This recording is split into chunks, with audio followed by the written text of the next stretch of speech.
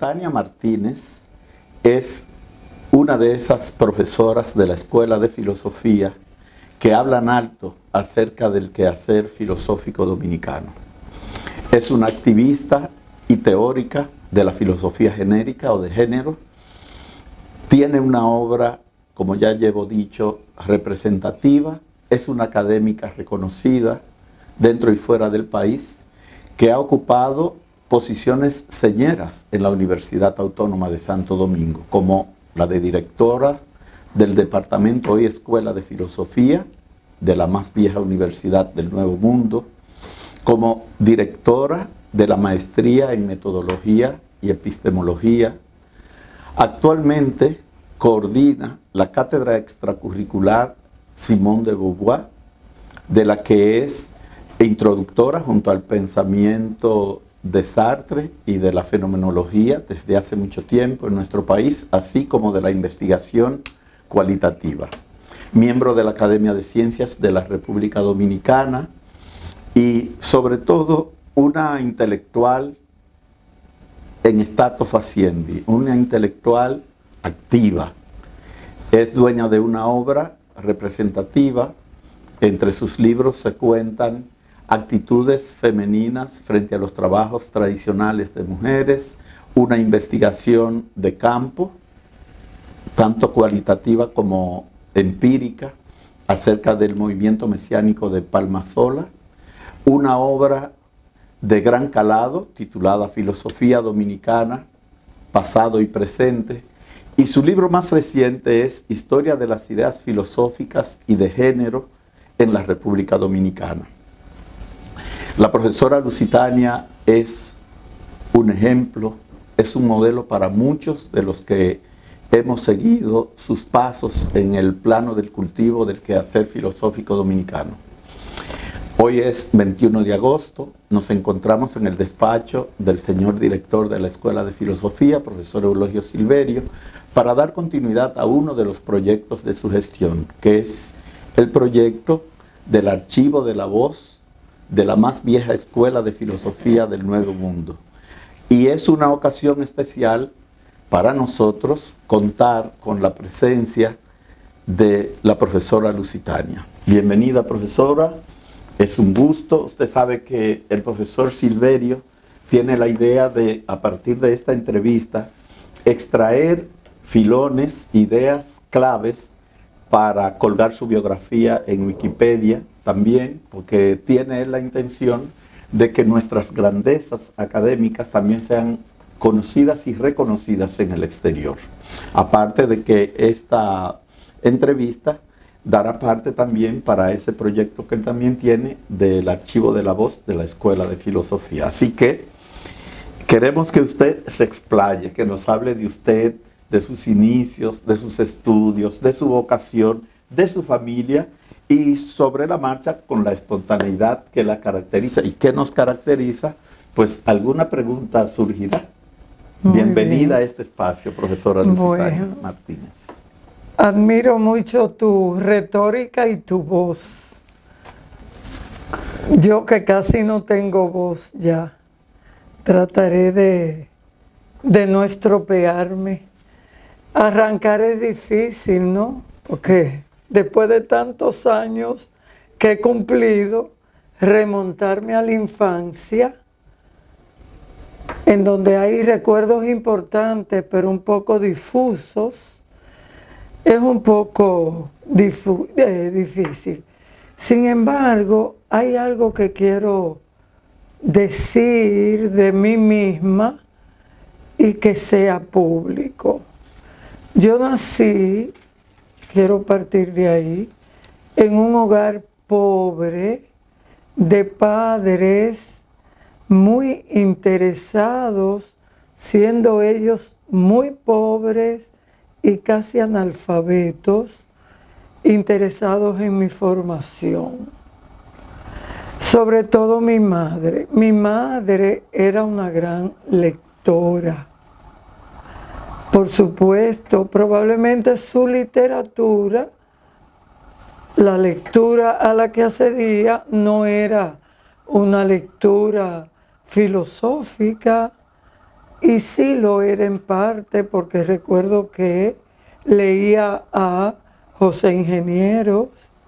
Recuerdo que desde muy pequeña mi mamá me hizo oír el poema Lo Fatal de Rubén Darío. Dichoso el árbol que es apenas sensitivo. Y más la piedra dura porque esa ya no siente. Pues no hay dolor más grande que el dolor de estar vivo, ni mayor pesadumbre que la vida consciente. ¿Por qué digo esta estrofa larga?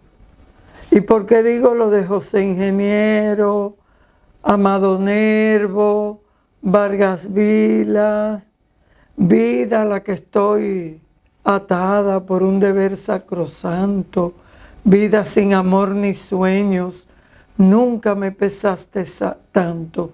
Son poemas que oía desde pequeña y que de algún modo denotan la sensibilidad de mi mamá. Ella era muy sensible al absurdo, sin poder calificarlo teóricamente, sensible a la nada, a la angustia, a la muerte, y de lo otro que forma parte de lo que más tarde iba a ser mi adhesión teórica, que es el existencialismo. Eso otro ya lo sumé yo con esta base empírica de experiencia vivida que me dio mi mamá. Por ejemplo, ya todavía creciendo y muy pequeña, yo empecé a rechazar las evaluaciones de la gente, el meterse en la vida ajena, que en Sartre es la mirada de lo otro, o la mirada del otro. Empecé a rechazar la mala fe, o sea, yo no aceptaba las poses, las hipocresías, la mentira a sí mismo ni al otro. Y por supuesto, desde muy pequeña, a lo mejor eso no se cree tan fácilmente, pero sí, yo recuerdo que me enfrentaba a mi papá exigiéndole que me dejara con respeto, porque además los amaba a los dos, exigiéndoles que me dejaran ser libre. Esta es la base teórica de lo que más tarde iba a ser mi adhesión, como dije ahorita, al existencialismo. Mi lectura fueron las lecturas de mi mamá. Yo sumé porque era cristiana, muy cristiana. Yo fui hasta los 18 años una católica militante con ganas de transformar el mundo de manera real y no de manera mística, contemplativa. Pero también me asaltó la nada dentro de la iglesia. De repente yo encontré como Roquentín frente al árbol, sin sentido, mi pose de brazos abiertos frente a Dios. Y a partir de ahí no dejé de creer del todo, pero sí me puse, antes de entrar a la universidad, a investigar. Yo recuerdo que investigaba el origen de la vida mucho y buscaba teólogos muy avanzados como Danielou, como Teilhard de Chardin, como Jacques Maritain, para que me explicaran, yo angustiada ante la nada, ante la muerte, ante el absurdo, y amigos más viejos que yo en San Cristóbal me explicaran el origen de la vida, si la vida había sido por la hipótesis creacionista o por el Big Bang. Así llegué a la universidad. Antes de entrar a la universidad, nadie sabe que yo estuve en el CUE, no en el Q. Yo fui de las pocas personas que pasó el terrible examen de esas autoridades antirrenovadoras de la Secretaría de Educación para entrar al CUEC.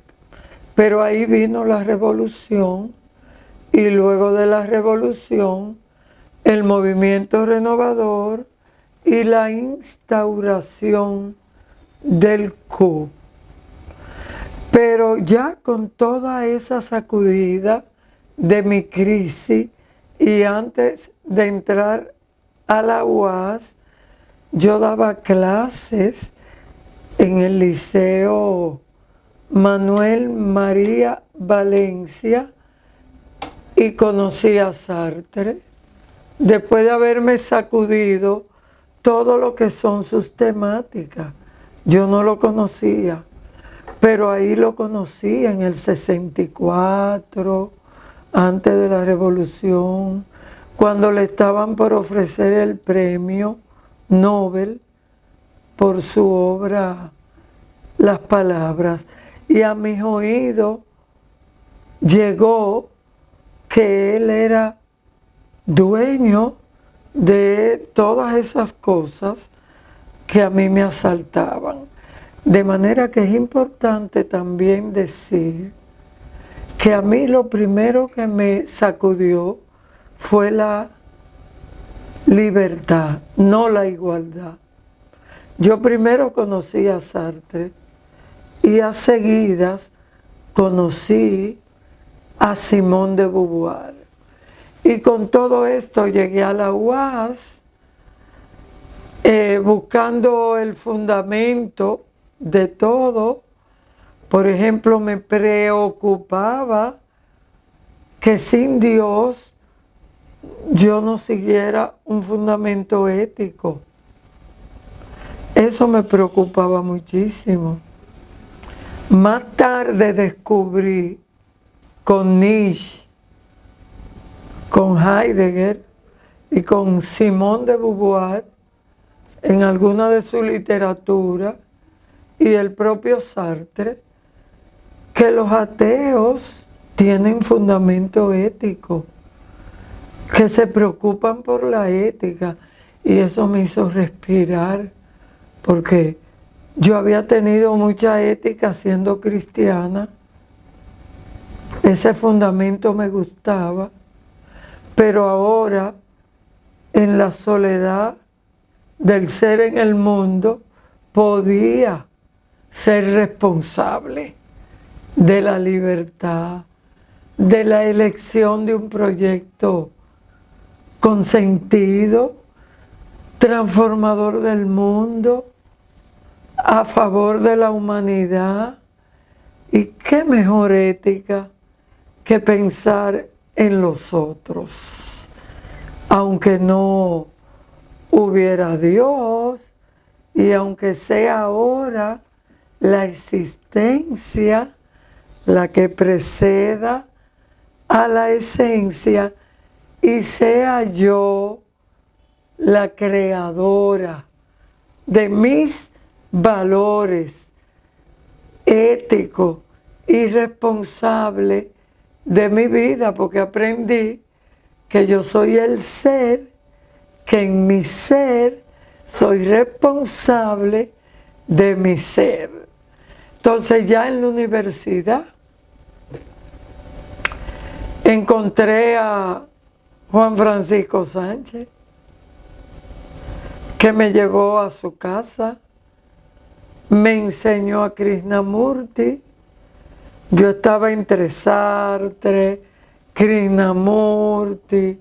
Más tarde descubro que Sartre es marxista, porque pasa del ser y la nada a la crítica de la razón dialéctica, donde él busca la inteligibilidad de la historia, o sea, la ética de la historia, y abandonar un poco ese determinismo, ese economicismo, aún siendo marxista, porque él, su trayectoria va a demostrar que va a estar a favor de las causas primeras de emancipación.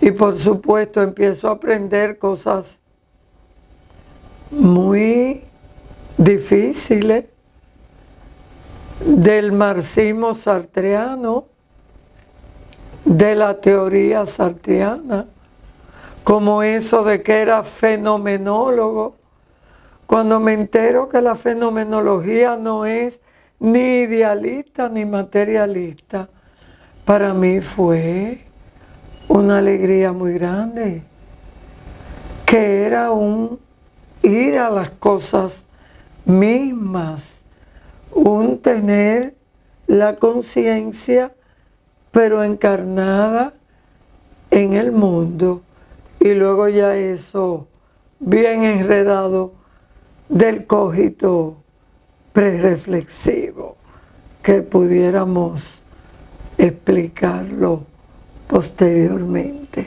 Es evidente que esa vocación de dar, de enseñar, viene de lejos, igual que la pasión por la literatura. De hecho, en ese poema, que es el último de los Cantos de Vida y Esperanza de Rubén Darío, Lo Fatal, de alguna manera uno presiente como un aire de familia, con la angustia, ese ser que se ha arrojado, que tiene que detenerse frente al abismo de la muerte. Sí. Y también es evidente que esa pasión por la literatura atraviesa de alguna manera tu obra, porque cuando se lee tus libros uno se da cuenta de que, aparte de una estructura argumentativa, unos razonamientos sólidos, hay también como una suerte de ángel. Y me llama mucho la atención también esa continuidad que se da en esa pasión por el aquí y el ahora, por ese pensamiento situado, que al parecer, en el caso tuyo, tiene ya sus raíces en ese cristianismo que te inducía a transformar la realidad, pero desde el aquí y del ahora, y que aparece muy bien planteado en tu último libro. Y que veo que tú lo conectas también con el Sartre de la crítica de la razón dialéctica. Y todo eso, digamos que hace, crea como la plataforma que te induce a entrar a la carrera de filosofía. Por supuesto. Y a propósito de Heidegger y la fenomenología, se me ocurre preguntarte acerca de una pregunta que tú recoges de Heidegger en tu último libro, que es que ¿por qué tienes que haber algo y no más bien nada? Entonces yo te quisiera, parafraseando a Heidegger, preguntar, ¿y por qué filosofía y no más bien otra cosa?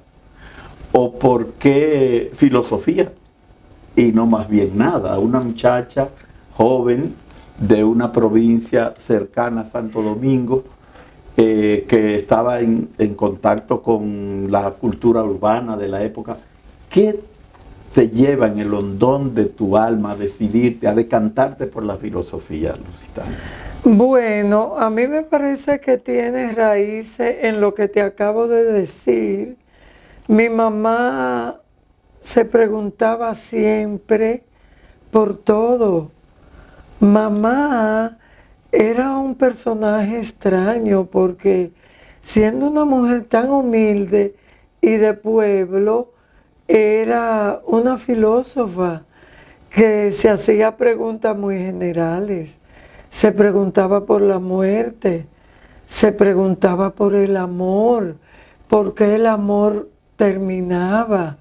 Y todo eso habla de la inutilidad del ser humano como pasión.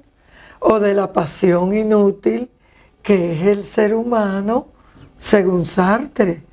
Eso lo levanto yo ahora teóricamente, pero mamá lo decía de una manera muy, muy rústica. Entonces yo igual viví haciéndome preguntas generales. Y una amiga, Naya Olimpia Pereira de San Cristóbal, a propósito de tu pregunta, fue trabajando aquí en bienestar estudiantil la que, sin pedirme permiso, al momento en que yo quise venir a inscribirme a la universidad en una carrera humanística que prefería filosofía, digo, yo la verdad que iba a estudiar medicina, porque yo tenía muchas ganas de ayudar a la gente. O sea, yo como cristiana iba mucho al campo a ver a los pobres, a llevarle la palabra de Cristo, a saber de ellos, y se me ocurrió que medicina y luego psiquiatría era mi vocación. Eso se lo digo yo a Naya y a la gente que rodean a Naya, que su familia era una especie de mecenas porque acogía a toda la gente que más o menos tenía una chispa de intelectualidad. ¿Sabe qué hizo Naya? Me inscribió en filosofía sin pedirme permiso. Y a mí me fascinó, a mí me encantó.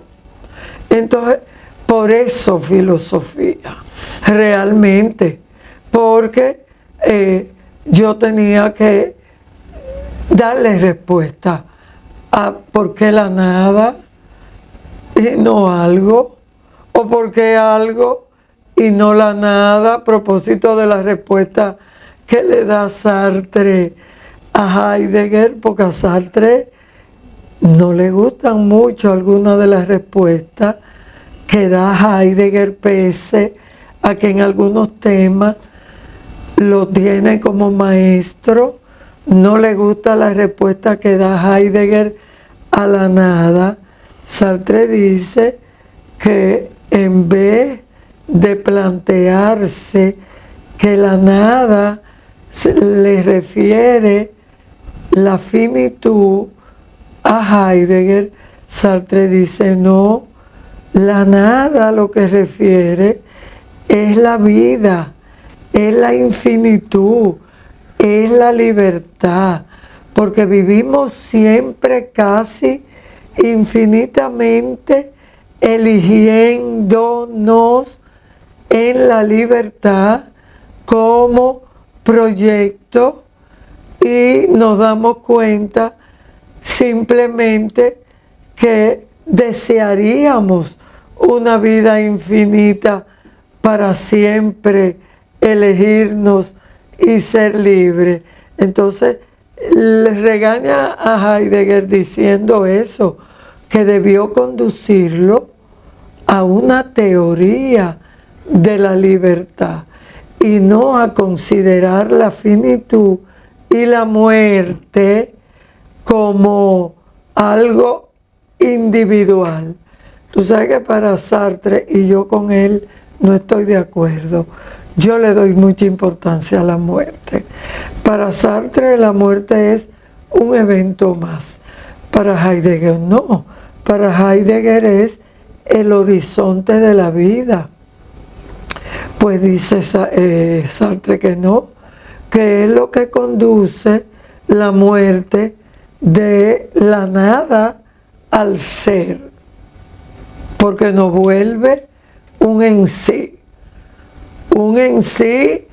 mediante el cual los otros se vengan de nosotros ya muertos, porque tú después de mi muerte me conviertes en esencia, diciendo, ya sea en bien, que yo fui lo más grande del mundo, pero se te puede ocurrir, no a ti, que yo sé que me tiene en muy alta estima, pero por ejemplo a propósito ahora de la muerte de Ángel Pichardo, que están diciendo cosas muy feas y lo quieren convertir en un en sí degradado, diciendo que era un tipo acosador, Sí. cuando fue una persona, desde mi punto de vista, esencialmente emancipador, luchador por los otros,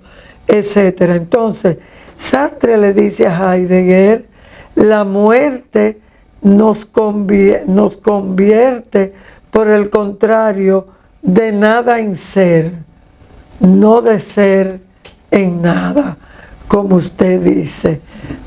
Todo eso es una discusión bastante hermosa. Ese ser libre que tú resaltas mucho en tus escritos, ese hombre arrojado que tiene que habérselas con el mundo, ¿cómo se concilia? Y eso nos dará una pista para ver cómo se da el tránsito en tu pensamiento.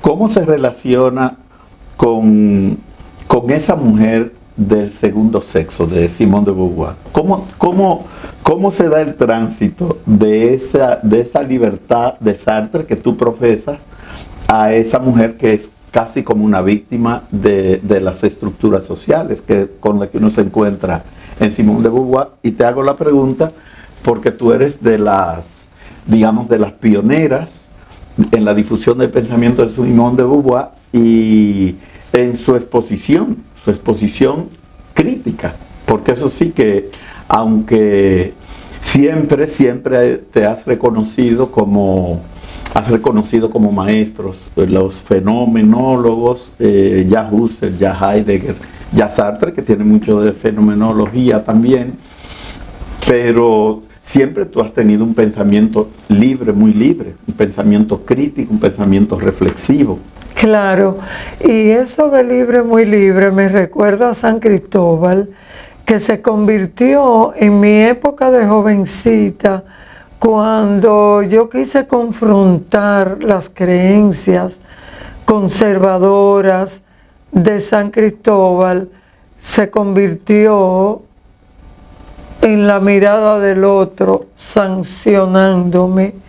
Las personas de aquella época, que eran jóvenes algunas, pero sobre todo que ya eran un poco ancianas y que no aceptaban del todo mi pensamiento renovado, que ya hoy muchísima gente les parece hasta un lugar común, porque por suerte hemos avanzado muchísimo en relación a la situación de las mujeres.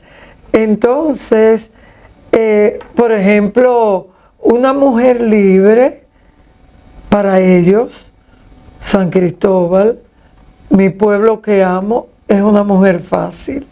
Simone de Beauvoir dice, una mujer libre es todo menos una mujer fácil. Absolutamente todo. Y yo creo que yo en mi vida personal lo he demostrado. Pues yo soy una persona selectiva, estudiosa, que ha dedicado su vida a aportar.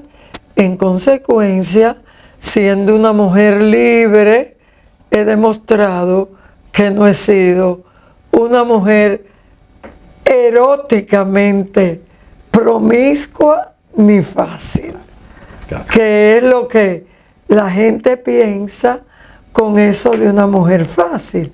Ok, ¿cuál es la ligación con Simone de Beauvoir y Sartre? Simone de Beauvoir es mejor filósofa que Sartre, y eso lo pensaron cuando Sartre y Simone, jóvenes los dos, se presentaron a hacer un examen en un liceo para ser seleccionados como profesores, en el que Simone quedó en segundo lugar y Sartre en primero. El jurado estuvo a punto también de contratar a Simón, pero en esa época era difícil, 1920 y pico, que ellos los dos eran jóvenes, se conocieron en el 1928, por ahí, tenían 20, 21 años. Simón no es la musa del existencialismo, no es la ¿qué decimos? Co-creadora del existencialismo. Ya está bien, aunque ella no aparece en los diccionarios como co-creadora del existencialismo. Ella, sin embargo, le donó a la teoría existencialista categoría como situación, libertad. Claro, estas dos cosas aplicadas a la situación de la mujer, pero en beneficio de la teoría de la libertad de Sartre, porque tú sabes que la teoría de la libertad de Sartre planteaba que estábamos cuasi obligados ontológicamente a ser libres. Simone de Beauvoir decía que no, que eso dependía de la situación. Y tú sabes que la situación de los negros, de las negras, de los judíos, pero sobre todo de las mujeres, limitaba el acceso a la libertad. Entonces ella indicó eso a Sartre, diciéndole que la situación fáctica de las mujeres históricamente había sido una situación de opresión. En consecuencia, no podían ser tan libres como quería Sartre. Había que ver, un poco ayudar a las mujeres a liberar esa libertad, a ayudarlas en esa situación para que pudieran liberar su libertad. Porque además ella descubrió que muchas mujeres eran sumisas por mala fe. Les gustaba ser sumisa porque les beneficiaba.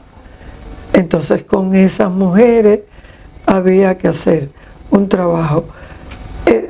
Yo creo, para mí es difícil hablarte ahora del segundo sexo, un ensayo que fue traducido a muchísimas lenguas, que fue prohibido por la Iglesia, que fue conocido internacionalmente por casi el mundo entero, que todavía hoy es referencia de todos los feminismos, absolutamente de todos.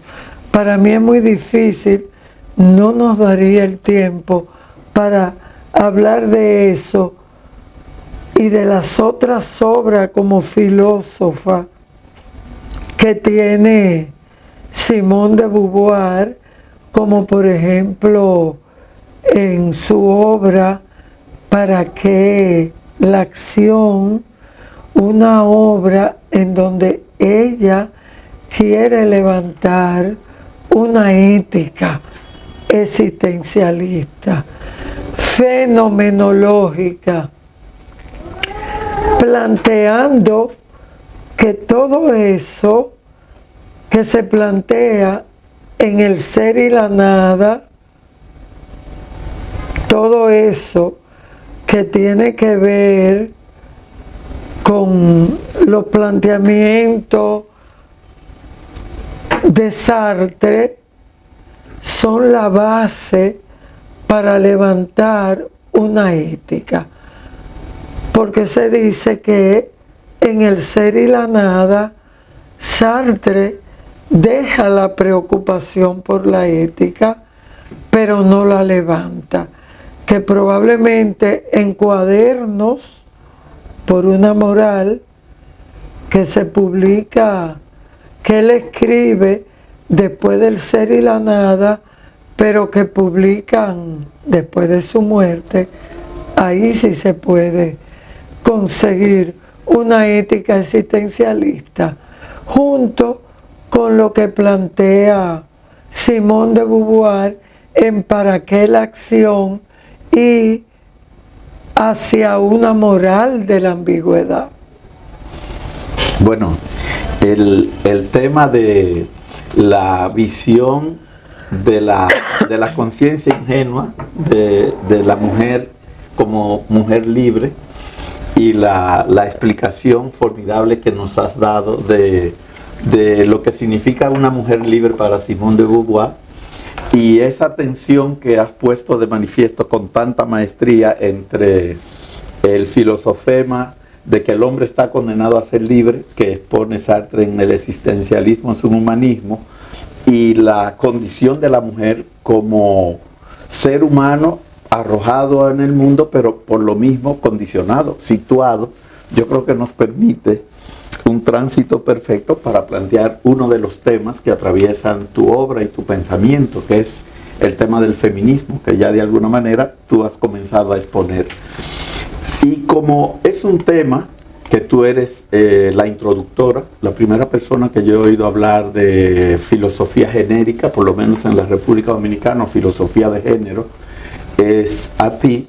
A mí me gustaría ver que tú compartas con nosotros, con el público que sigue este programa del profesor que ha ideado el profesor Silverio, que nos hable desde el punto de vista de la epistemología genérica, hasta qué punto, en qué medida está justificada una filosofía genérica y qué cosa es el feminismo, porque ahora hay en el ambiente, me refiero a los últimos 20, 30 años, muchas apuestas o tendencias que se dicen también feminismo, y me gustaría también que en la medida de lo posible tú me digas si es lo mismo ese feminismo que profesas de la mano o en paralelo, inspirada por Simone de Beauvoir, con lo que ahora se llaman feminismos radicales, y qué tiene que ver uno y otro con los feminismos clásicos que vienen de los tiempos de la Ilustración, de la Revolución Francesa, como tú bien has expuesto en tus obras. Tu primera pregunta, que es si se puede hablar de feminismo filosófico o filosofía genérica. Más que filosofía genérica, se puede hablar de filosofía y género. Y más que filosofía y género, se puede hablar de feminismo filosófico. Ok, una vez claro eso, te puedo decir que el feminismo filosófico es una corriente nueva creada en España por varias autoras españolas, entre ellas Celia Amorós, que tú probablemente habrás oído mencionar en tu viaje a España, junto a Ana Miguel, Amelia Balcácer, etc.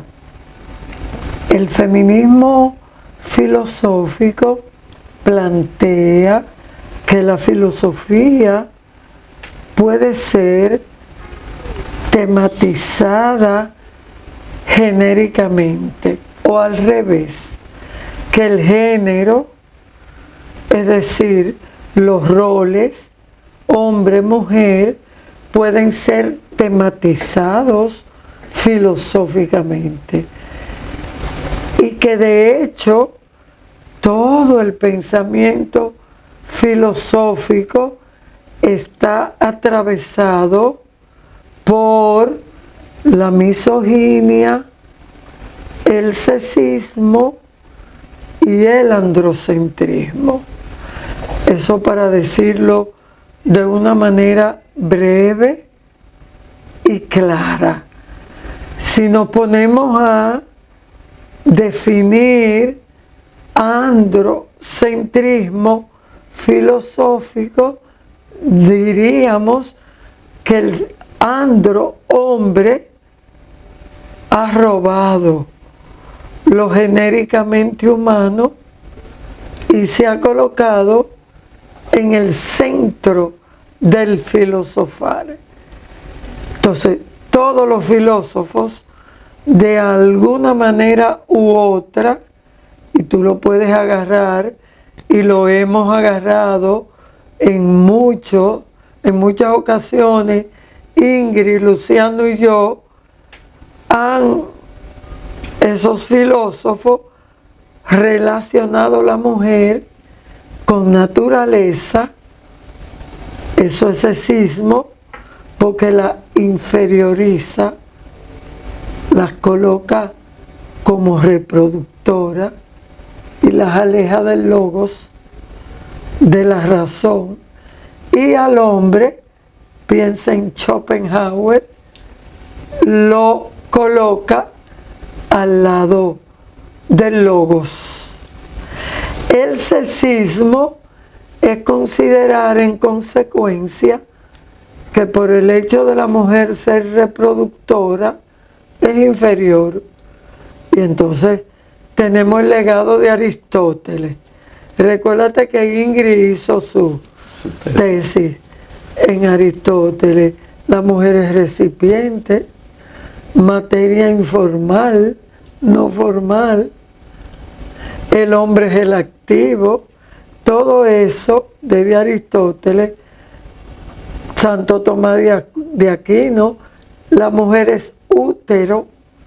Útero ya está hablando de biología. Y el determinismo biológico que denuncia Simone de Beauvoir en El segundo sexo atraviesa toda la historia y toda la filosofía para inferiorizar a la mujer y para promover el androcentrismo, o sea, el hombre centro del mundo y en consecuencia el responsable de lo genéricamente humano, el que representa la humanidad. De ahí a la misoginia, Schopenhauer, románticos, Nietzsche, Hegel, Schopenhauer, Kierkegaard, un solo paso. La misoginia es el desprecio a la mujer. Schopenhauer desprecia a la mujer. Y de Schopenhauer se conoce su conflicto con su mamá, que era una intelectual, etcétera, etcétera, etcétera. Porque la biografía habla mucho de la filosofía que cada ser humano profesa. Bueno, yo creo que deberíamos hacer una pausa. Porque hay temas que nosotros, a menos que tú entiendas que debamos hacer una nueva sesión, pero hay temas que es imposible dejar de tocar teniendo la oportunidad de hablar contigo. Por ejemplo, esas precisiones que tú haces acerca del feminismo filosófico, esas delimitaciones rigurosas que has hecho de esos conceptos, nos permite acercarnos a temas de epistemología metafilosófica que tú también has abordado en tus obras. Por ejemplo, temas como la cuestión de si existe una filosofía latinoamericana o una filosofía dominicana y cuáles serían los criterios para determinar una cosa y la otra, y que yo creo que son esenciales de cara al porvenir del desarrollo de nuestra disciplina, y también hablar de tu gestión, que tantos y tan buenos frutos dio a la Escuela de Filosofía de la Universidad, y hablar también de tu gestión y de los planes incluso que tienes como coordinadora de la Cátedra Extracurricular Simone de Beauvoir, y hablar también del momento actual en que te encuentras, qué estás investigando, qué proyectos, qué nuevos proyectos intelectuales tienes, cuáles son, me resuena la pregunta de Kant, una de las preguntas claves que se hacía Kant: ¿qué más, como si fuera poco, podemos esperar de ti? Que te refiere a ese tema que, por cierto, es uno de los temas que preocupa al profesor Silverio, hasta el punto de que él incluso ha abierto como una página de discusión acerca del tema de si se puede hablar de una filosofía dominicana, si se puede hablar de una filosofía en dominicana, o de un quehacer filosófico, de un pensamiento filosófico, que tú comienzas planteando en un plano mucho más general, que es el caso de si existe una filosofía en nuestra América, que es un tema que me imagino que te ha venido inspirado un poco en tus lecturas de Salazar Bondi, de Leopoldo Sea, de Ricaurte Soler, y de otros tantos pensadores que se han planteado esa cuestión, entre ellos Enrique Dussel, que es un pensador que tú también has comentado y reseñado en múltiples ocasiones. Bueno, en la introducción de este libro, ciertamente yo estoy planteando, qué pesado. Bueno, es un libro. Yo estoy planteando que la pregunta por la existencia de las filosofías nacionales deviene de la gran pregunta por la existencia de la filosofía latinoamericana, y ciertamente un poco guiada por los bandos que se formaron alrededor de la gran pregunta, muchos a favor de la existencia de la filosofía latinoamericana, otros rechazándola.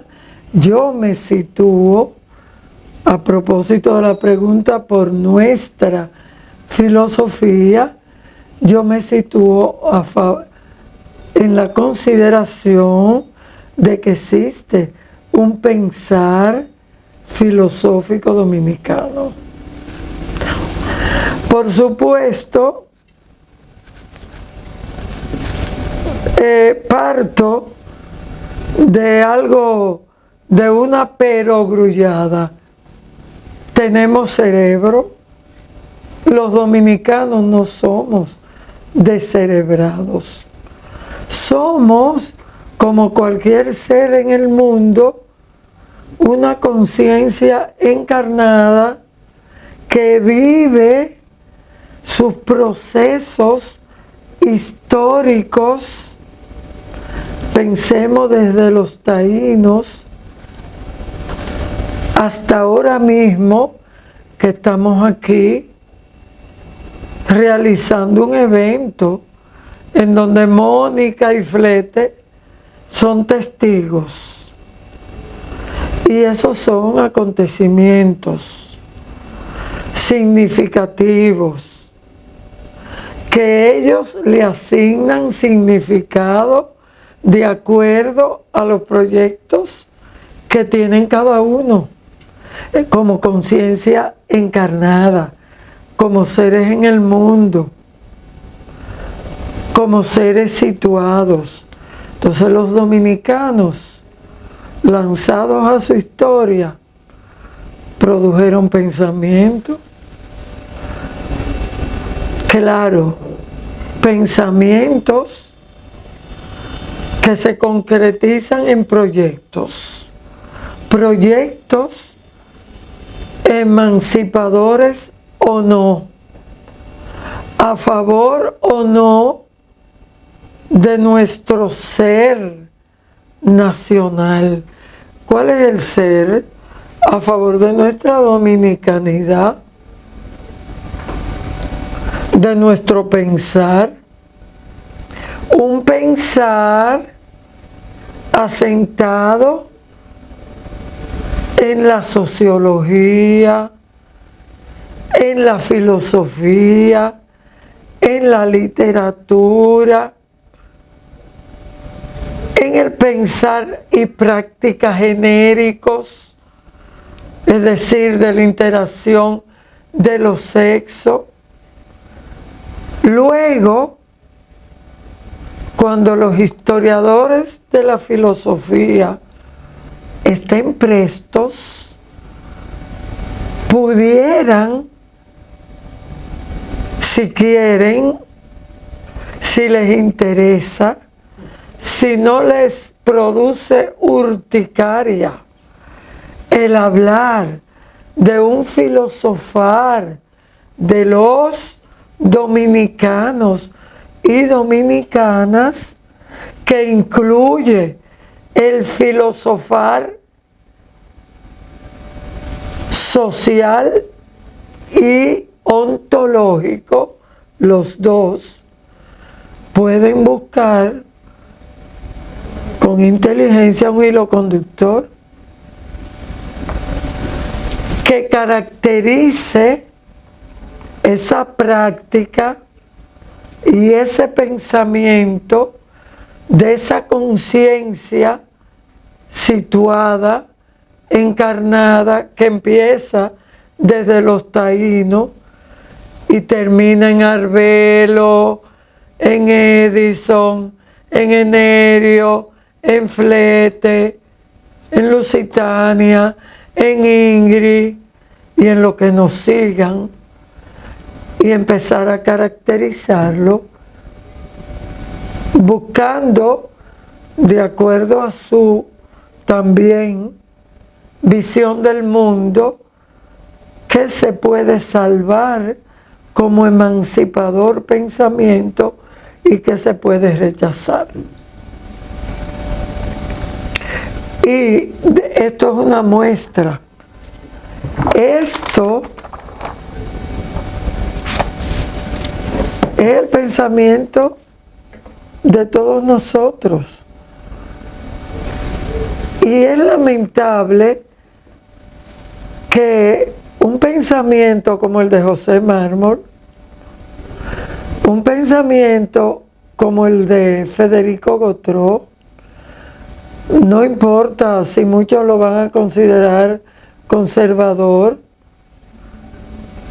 un pensamiento como el de Nerio, el de Leonardo, el de Francisco Acosta, el de Pérez, Francisco Pérez, sea un pensamiento que no pueda ser exhaustivamente estudiado junto con el de Avelino, que tiene una visión original de Kant, desde mi punto de vista. El de Mabel, que tiene una visión original de Avelino. Mira qué cadena. Pero a lo mejor el mío, que tiene una visión de Mabel y de Avelino y de Sánchez, en la síntesis que hago, quizás no original, pero es mi visión. Qué pena que este arsenal de visiones no sea profundizada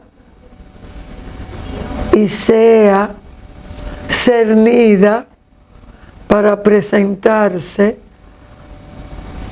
junto con todos los pensadores trujillistas y los anteriores a Trujillo y los posteriores, y la que Lambertus nos dijo a ti y a mí, es la visión de los taínos, para que se presente como el pensamiento dominicano, filosófico dominicano, y que no se diga que es plagio del pensar europeo, porque yo creo que aquí hay categorías nuevas.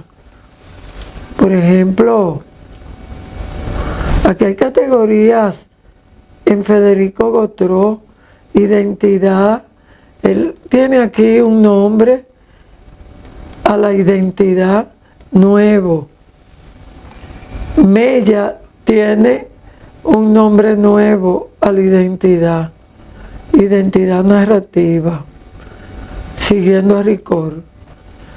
Aquí hay un análisis de Bonneau, el Congreso Extraparlamentario, es novedoso de Mella respecto a Bonneau. Ramón Leonardo tiene cuestiones novedosas en su visión y análisis científico, igualmente Enerio. Entonces, no sé, como conciencia situada, encarnada,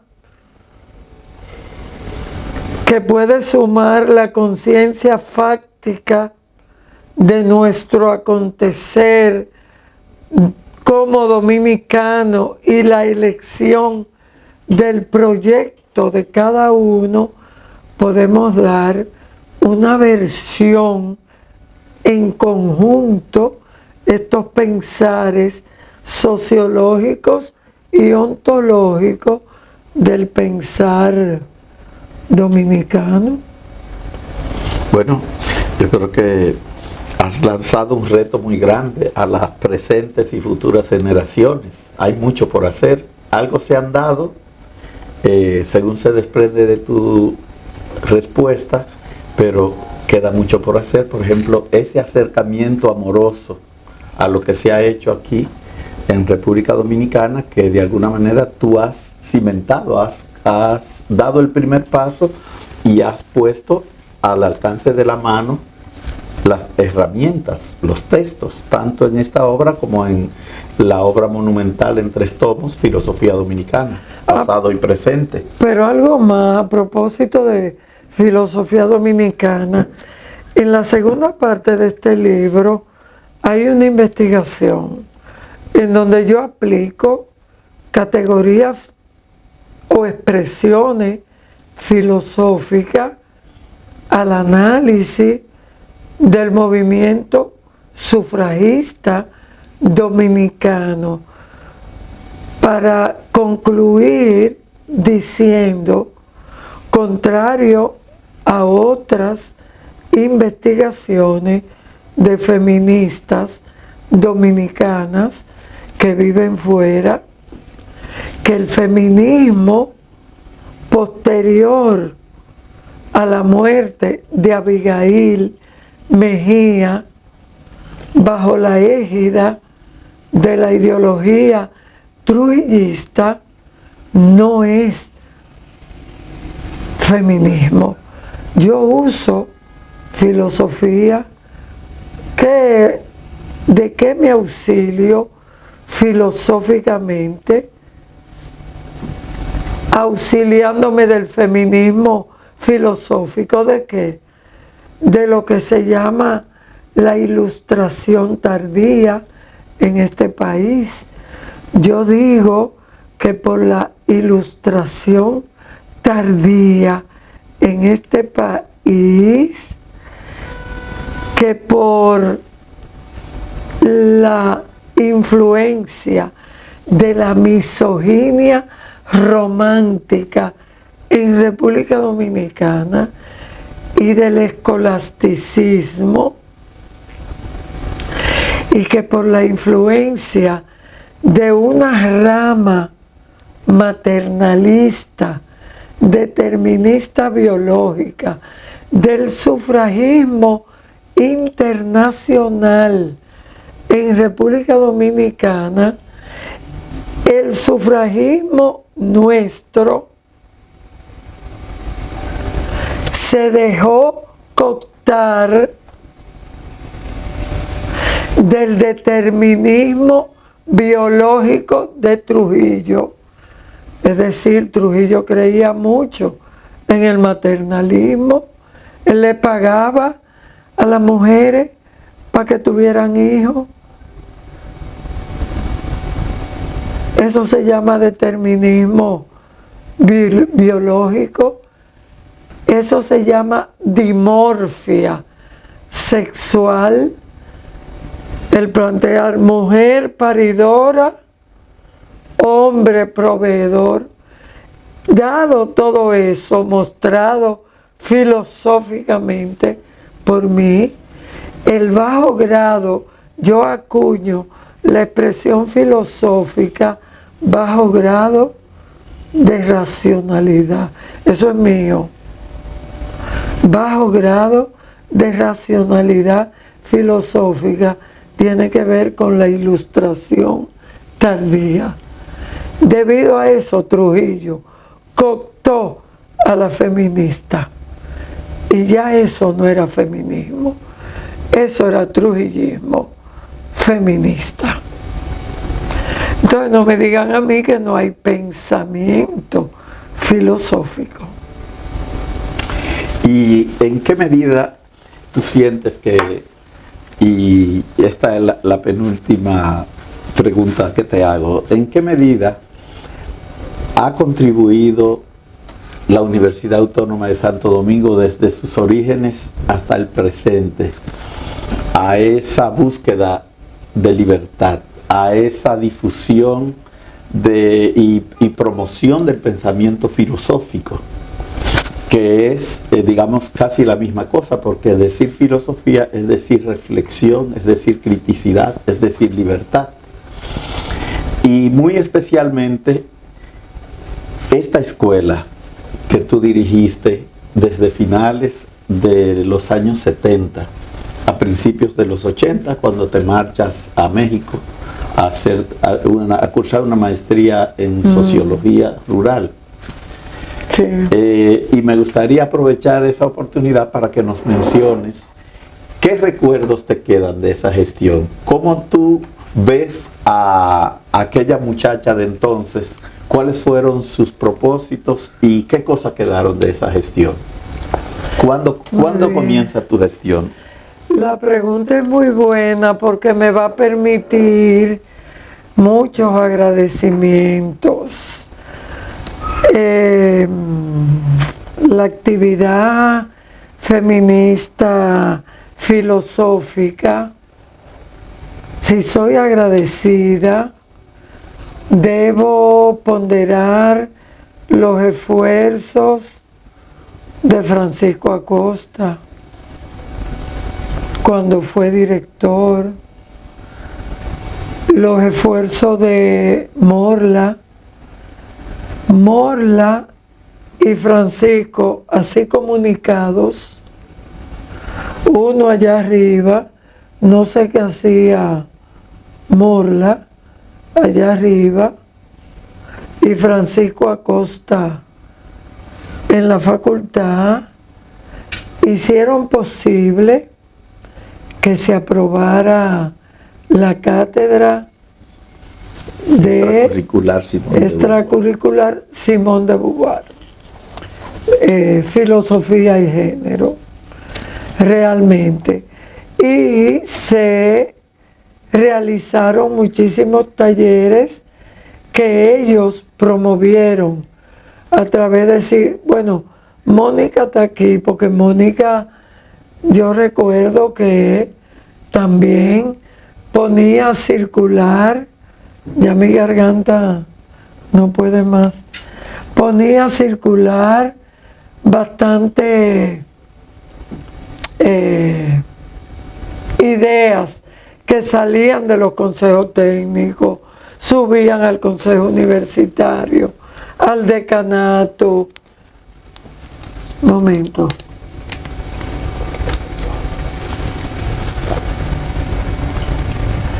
Para que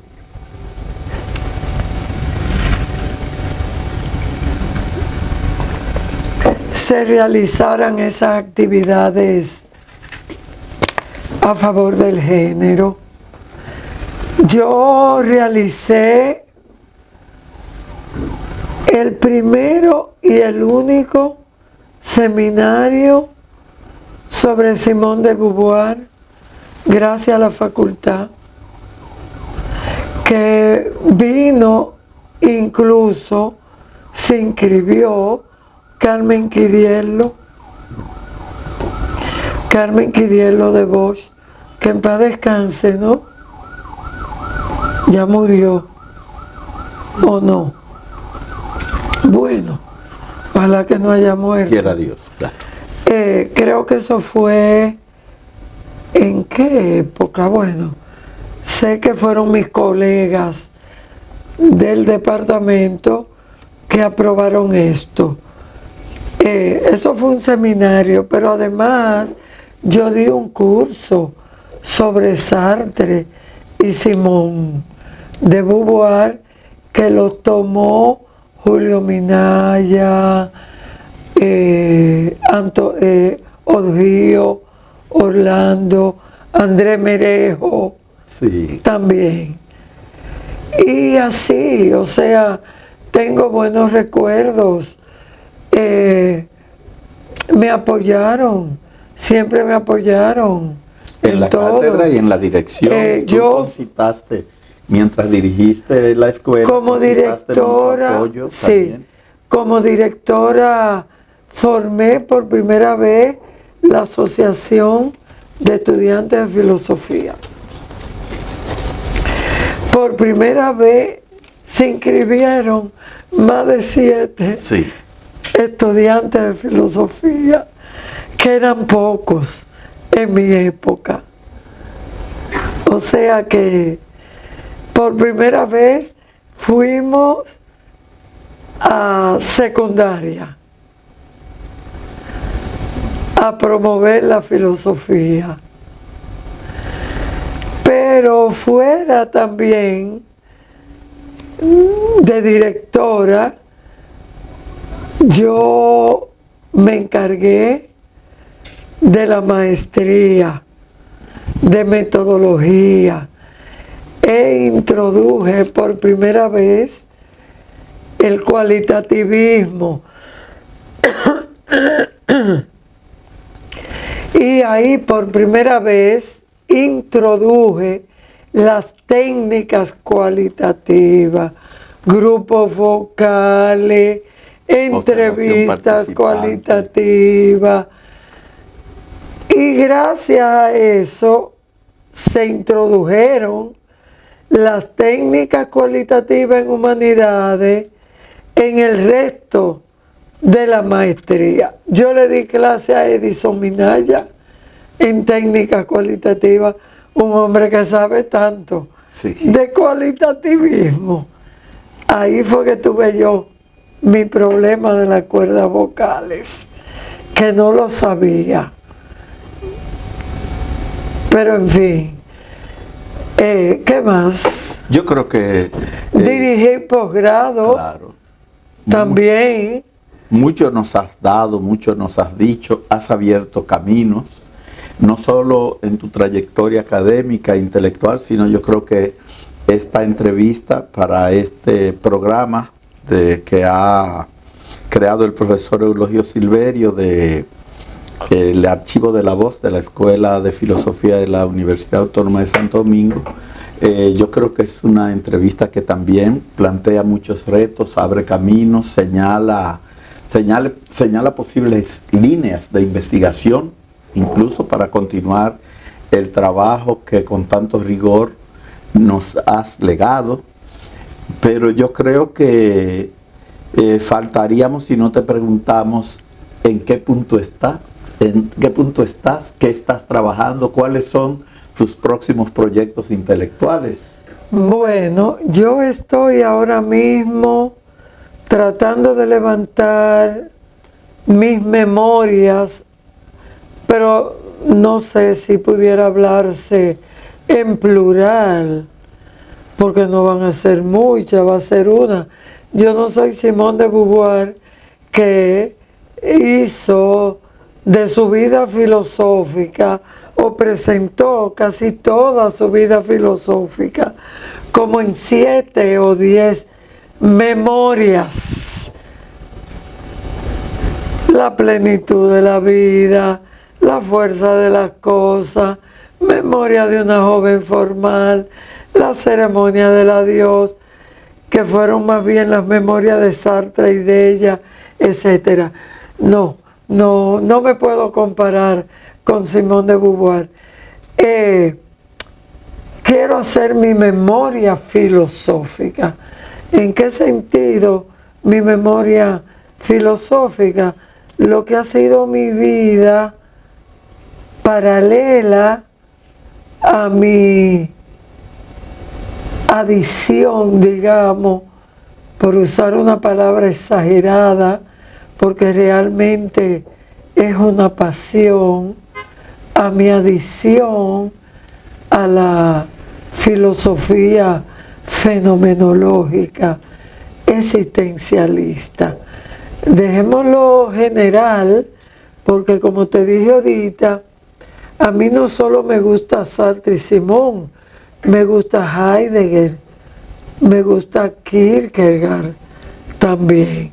Entonces, aunque me gustaría solo referirme, si me da tiempo, a Sartre y a Simón, me gustaría escribir sobre mi vida y mi vinculación a esa filosofía. Y en eso estoy realmente. Es difícil porque en Sartre, en toda la fenomenología sartreana y de Simone de Beauvoir, la ontología sartreana y de Simone trae imbrincada la ontología junto a la ética y a la epistemología. Y eso sería un poco yo dar cuenta de ese entramado que es bastante complicado, ¿no? Un poco dar cuenta fenomenológica y existencialmente cómo se encuentra el para sí con el en sí y qué tiene que ver el para ello o la mirada del otro, el para otro y la nada con mi vida. Ya tú puedes imaginar si esa tarea va a ser complicada o no, pero me gustaría. ¿Y sabe por qué me gustaría hacerla? Porque como toda existencialista que soy, no estoy conforme con mi vida intelectual. El existencialismo es insatisfacción. ¿Por qué es insatisfacción el existencialismo? Porque el existencialismo plantea la elección permanente de proyectos, el ser siempre y tender al futuro, el siempre estar negando su ser. Y yo como conciencia que no soy, como conciencia para sí, que soy lo que no soy, tal y como la define Sartre, estoy siempre negándome. Entonces, esto no me satisface. Yo tengo que superar esto. Y es lo que yo le diría a las personas que no estén satisfechas con su producción intelectual y hasta con su vida ética. Yo, como existencialista, le diría que hay una opción: o perderse en la inmanencia, es decir, cruzarse de brazos, o ganarse. ¿Qué sería ganarse? Producir algo más que lo supere, realmente eligiendo un otro proyecto de ser, de hacer, de realización, que sería un proyecto de elección, de libertad. Y si es un problema, por ejemplo, ético, y tú realizas una reflexión profunda, pura, lo que Sartre llama una, religiosamente, no sé por qué, una conversión, pues ese otro proyecto ético, no solo intelectual, sino también ético, de ayuda a los otros, porque como te digo, en el existencialismo hay un fundamento ético. Eso te ayudaría a renovarte. Bueno, faltarán palabras para agradecer esta entrevista tan jugosa, tan plena de ideas, de creatividad, y faltarían muchas otras entrevistas como esta para agotar lo mucho que tienes que dar y que decir. Que tengas buenas tardes. Gracias. En nombre del profesor Eulogio Silverio y su equipo de trabajo, te agradezco tantísimo que hayas tenido esta comparecencia y durante tanto tiempo no hayas perdido ni la sonrisa ni la frescura de tu pensamiento. Ni la voz. Ni la voz. Muchísimas gracias. Gracias a ti.